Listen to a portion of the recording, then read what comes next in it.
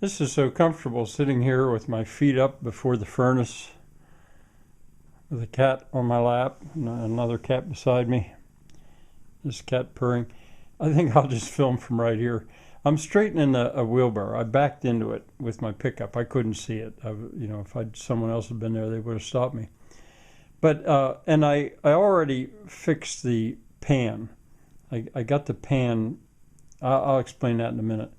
But what I'm doing to untwist it is I'm jacking. You can see on the near side here, I'm jacking that apart. I got an 8-ton jack, which is way more than I need.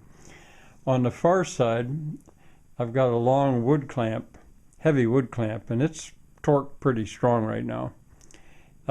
And I've got that heavy sledge is just sitting there as a what do you call it, a drift, a backup. I'm going to hit that swinging to our right with a lighter sledge, which I've got right over there. You can see it, and see what I can gain. I'm doing all this stuff cold. Now, one other thing I'm going to tell you, which might be the most useful thing at all. When I ran those screws, so see those shiny, they're round head machine screws, and on the other side of them, on the bottom side, which would normally be the top, there's a fender washer, the largest fender washer I could get, because the pan was ripped. You can see it's ripped a little bit right there, but that's from something earlier. It was ripped. But anyway, I spread the bearing out with a real large fender washer. And when I ground I used a wedge to spread. See, there's 5 elements there. There's the pan, there's that long wedge, there's the arms themselves, the handles themselves to the wheelbarrow. There's a cross piece, and then there's the sheet metal. Not sheet metal, I mean channel iron. There's 5 pieces. And when I had to take the old bolts out, and I used a wedge, a wooden shim, just a regular shim, to drive in somewhere. Usually it was between the second and third, or maybe the first and the second item down, to drive it in there, to spread it enough so that my grinder, which is over there with a cutoff disc on it, could fit in there. And then I was able to work the old bolts out. I did this one at a time. Now, how to get the new bolts, the screws in there? What I did was I used about a 30 penny, maybe 40, 50 penny spike that I had that was plenty long enough. And I ran it through, and I could pound on it if I needed to, but I was lining 5 items up, and I had them all strung on that. And then I went to the other side, and I used the machine screw like a punch, and I punched the temporary pin I had in there, that nail, that spike. I punched it out at the chance of wrecking the threads, which miraculously I did not do. But as I was doing that, I thought about, well, actually it's a trick I learned from shoemaking. Not that I've made shoes, but I've studied the art.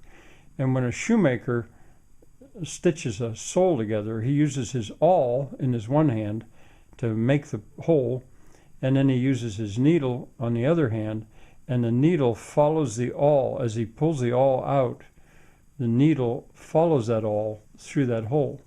And that's basically what I did, which might be the most useful thing. Well, when I get up, I'm going to go give it a pound or two. It already is fine. It's working much better now. It's going to be okay. All right, that's about repairing a twisted but very good wheelbarrow.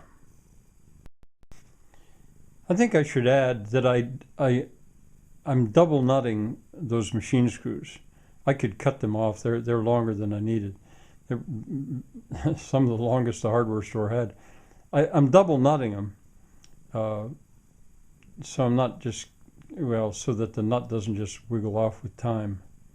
And the fourth one, the one you can't see, I started to grind the head off on the pan side, so I could get it out. That was a mistake. I shouldn't have done that. And what I should have done is use my my shim trick, my wedge trick, to cut it off in the middle and take it off in both directions. So as it is, it's just in there loose as a pin. But I think I'm going to leave it that way. This is quite good enough. It's not perfect, far from it, but I still thought I'd show you this, that here on the top in the pan, these are those fender washers that I got. There and there. And this is the bolt that I really should have left alone. It's loose. I started to grind it off, but that was before I came to my right senses. All right, maybe this is the end of this particular project. Every time I wheel this now, since it's not quite straight, I'll remember my foolishness in backing up and hitting it. Here's a homey touch. Do you hear the vacuum cleaner running upstairs? Well, anyway, there it is, doing its job, leaning on a level floor. And one other thing I wanted to say was that there's a provenance to this wheelbarrow. I got it from the estate of my father-in-law, and so it carried wood into the basement of their house for many years, decades, to furnish, to supply their furnace.